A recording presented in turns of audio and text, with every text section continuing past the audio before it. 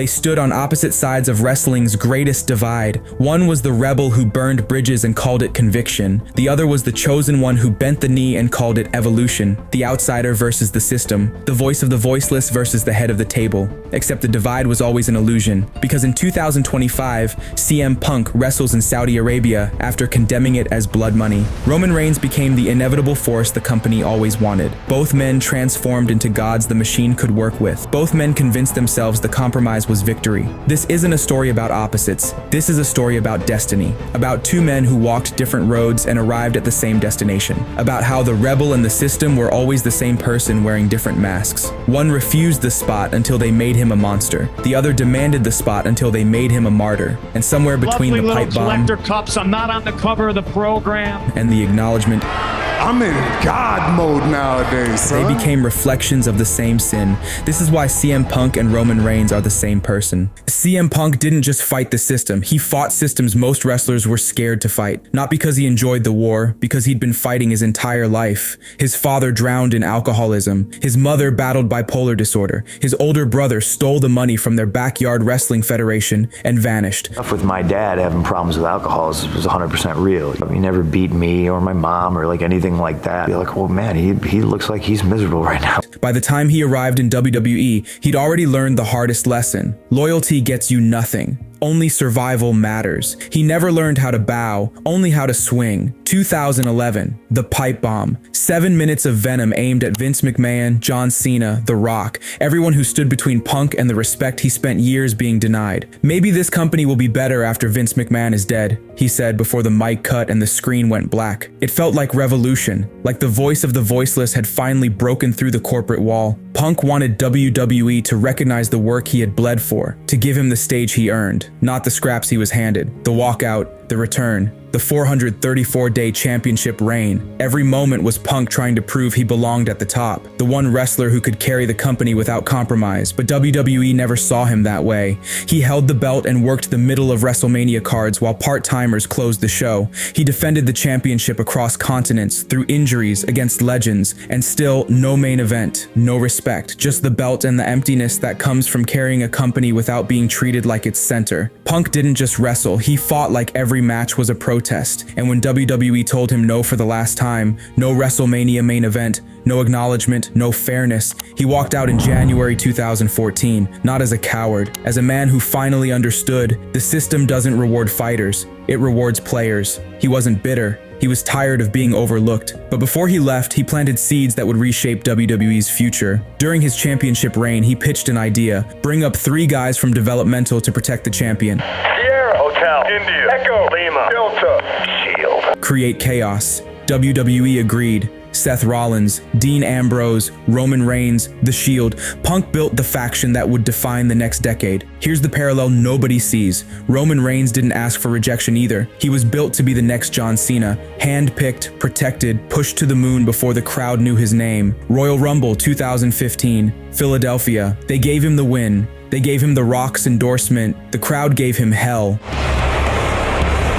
Boos so venomous they swallowed the celebration. Chants so personal they cut through his armor. The moment that it actually happens, it's like they're playing the worst soundtrack of all time over your moment.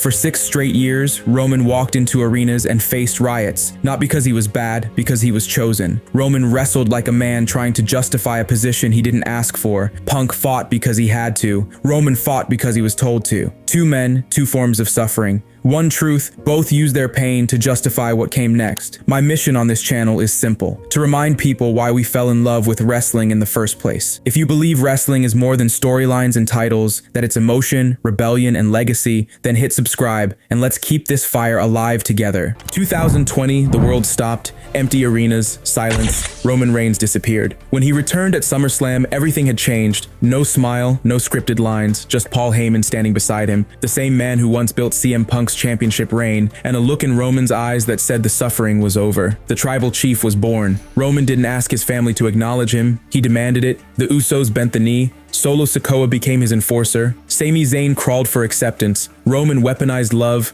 turned loyalty into submission, and held the Universal Championship hostage for 1,316 days. This wasn't booking. This was Roman making a deal with the machine. Give me everything I was denied or I walk. And WWE finally treated him like the future they had always advertised. Protection in every match, a premium-only schedule, the freedom to work sparingly while holding the title. Roman became WWE's unchallengeable, undeniable god. The irony? Punk created the path. That Shield faction he pitched in 2012, it birthed the man who would surpass him in every way he once demanded. Roman hardened. Punk had softened. Fast forward to November 2023. Chicago, All-State Arena. Cult of Personality hits. CM Punk returns to WWE after nearly a decade in exile. The ovation was deafening. The Rebel had come home. He returned older, wiser, quieter. The fire didn't die. It simply stopped trying to burn the world. He looked like a man finally choosing peace over war. Royal Rumble 2024. Eliminated by Cody Rhodes. Torn triceps. 7 months on the shelf.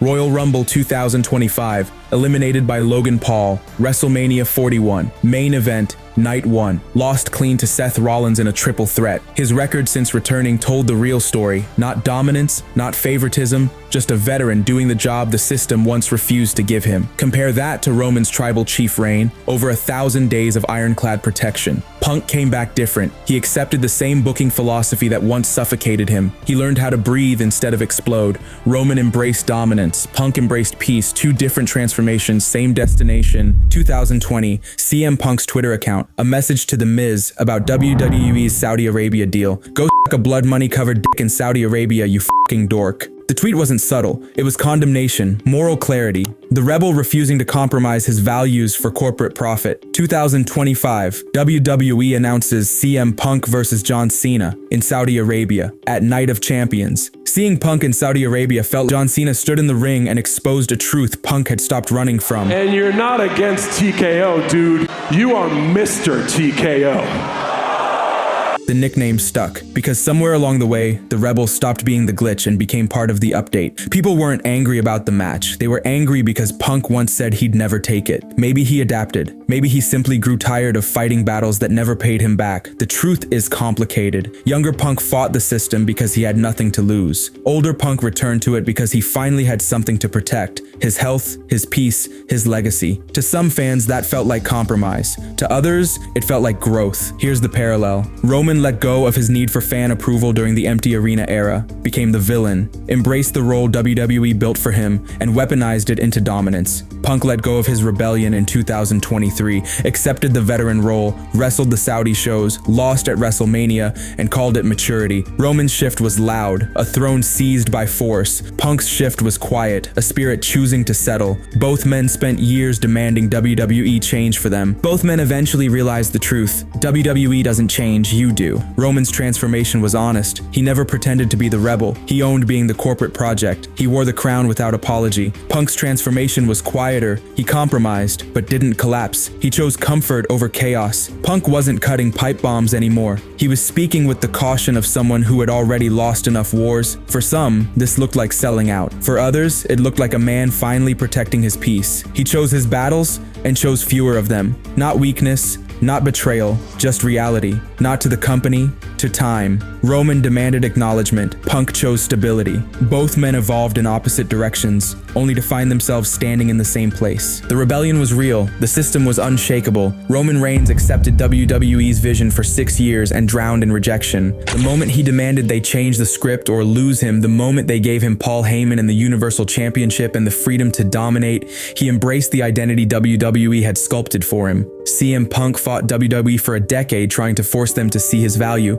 The moment they welcomed him back, the moment they gave him WrestleMania and premium-only booking and the freedom to lose without burial, he became something quieter. Two men, one forced to become the villain, one who finally let the heat fade. Both transformed into gods the machine could control. Both convinced themselves the compromise was victory. You can see the same calm in Punk now. He works premium shows, loses when the story demands it, accepts the role of legend putting over the future. Roman sits on the other side of the same mountain, no longer champion but still protected, still revered, still acknowledged. He stepped back only when the 1,000-day wait finally lifted. The rebel and the system, the voice of the voiceless and the head of the table, opposite philosophies that led to identical conclusions. You don't beat the machine, you become it, or it eats you alive. Punk chose to become it, Roman chose to become it. The system outlives every rebel and every king. It waits until you see your reflection. And then you realize the rebel and the king were always the same man. Punk didn't fall, he faded. Not in defeat, but in peace. Two roads, one truth they'll never admit. They never hated each other, they hated the mirror. But between them stands one man who saw through both transformations. The one man who never fit the system or the rebellion, Seth Rollins. Find out why in The One Opponent Roman Reigns Could Never Defeat.